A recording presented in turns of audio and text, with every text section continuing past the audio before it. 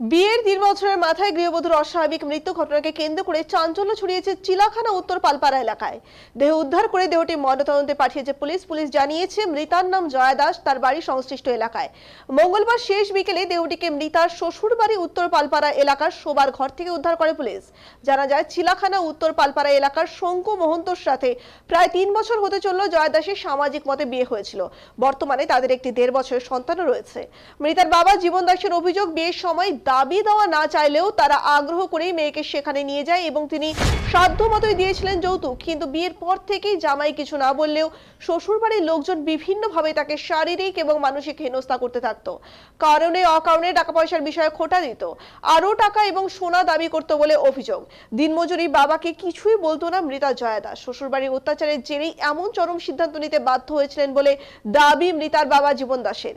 তিনি এই সঠিক তদন্তের দাবি তুলেছেন। থানা সূত্রে ঘটনার পর মৃতার স্বামী শঙ্কু মহন্তকে আটক করা হয়েছে। এখনো কোনো অভিযোগ জমা পড়েনি। একটি সুইসাইড নোট উদ্ধার করা সম্ভব হয়েছে, কিন্তু তদন্তের স্বার্থে এখনই কিছু বলা সম্ভব নয়। গোটা বিষয়টি তদন্ত শুরু করেছে পুলিশ।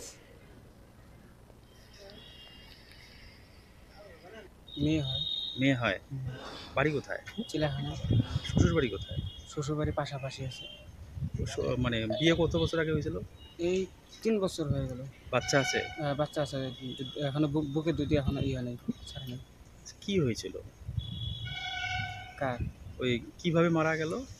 কিভাবে মারা গেলো আমি এখন কি করে বলবো? বলো, আমি গেছিলাম একটা কাজ করতে, পরে অর্ধেক কাজ করে ঠিক চলে আসছি। আইসা দিয়ে গিয়ে এই ঘটনা। পরে ওদের বাড়ি একটা মেয়ে একটা ঘুরতে আসছে দিল্লি থেকে, কয় তোমার মেয়ে ধরে দিছে। পরে সঙ্গে সঙ্গে যে চারিয়ে গিয়ে যে এই অবস্থা চৌকির মধ্যে নামাই রাখা দিছে। আচ্ছা, গলায় ফাঁস দিছিল? হ্যাঁ, পরে পরে সবাই মিলে অনেকে বললো ধরাধরি কর, পরে আইনা বাইরে ই করে রাখা হলো। আচ্ছা, কোনো কাজিয়ে কাচাল টাচাল ছিল নাকি? কাজিয়া গেছিল এর আগে তো বিয়ের পরেও ওরা একটু দানা পানা নিয়ে খালি তুই করে। দানা পানা বলে দেনা পাওনা? হ্যাঁ হ্যাঁ, দানা পানা নিয়ে কি দিছো না দিছো এরকম। আর বিয়ের সময় দেওয়া হয়নি কিছু? বিয়ের সময় যেটুকু সমত ওইটুকুই দেওয়া হয়েছে, আর এরা নিজে নিছে মেয়েটাকে। আচ্ছা, এখন আরো চাই উল্টা? হ্যাঁ, কয় কিচ্ছু লাগবে না, আমাদের দাবি দেওয়া কিচ্ছু লাগবে না, কয় মেয়ে সুখী থাকবো। এখন কি আরো দাবি করে? হ্যাঁ, এখন এরকম সুখী হয়েছে কি বলবো, আর বলাই মুশকিল। আচ্ছা, আপনার মেয়ের নাম কি? জয়া দাস। বয়স কিরকম হবে? বয়স ৩ বছর, এই ২১। 21? হ্যাঁ, ২১ মতন হবে। জামাইটাকে আটক করেছে? হ্যাঁ। কমপ্লেন কি করেছেন আপনারা? কমপ্লেন করিনি। করেননি? না। আচ্ছা, ময়নাতদন্তে নিয়ে যাবে? হ্যাঁ, কি চাচ্ছেন কি আপনারা?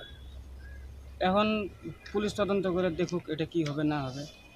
আমরাও চাই এটা হোক। সঠিক তদন্ত? হ্যাঁ, সঠিক তদন্ত হোক। সঠিক তদন্ত করতে গেলে তো পুলিশের মানে অভিযোগটা লাগবে আপনাদের। মানে ময়নাতদন্তর পরেই কি অভিযোগটা করবেন এমনটাই থানা থেকে? আগে সেটা হোক, আগে হওয়ার পরে তারপরে ই করা যাবে। আচ্ছা, আপনার নাম? জীবন দাস। মেয়ের বাবা? হ্যাঁ। একটা নাকি সুইসাইড নোট পাওয়া গেছে? একটা সুইসাইড নোট পাওয়া গেছে। এখন দেখো, এখন যদি এরা যদি মনে করো কিছু কইরা যদি একটা যদি ঢুকাই যদি দেয়, সেটা কিছু করার নাই না। এমনও তো হইতে পারে। জিনিসটাকে আসুক আগে। আর এদের একটা মনে করে এর দিদি আছে, দিদিটা বলছে মারা গেছে, সঙ্গে সঙ্গে ঝামেলা হাঁটাও।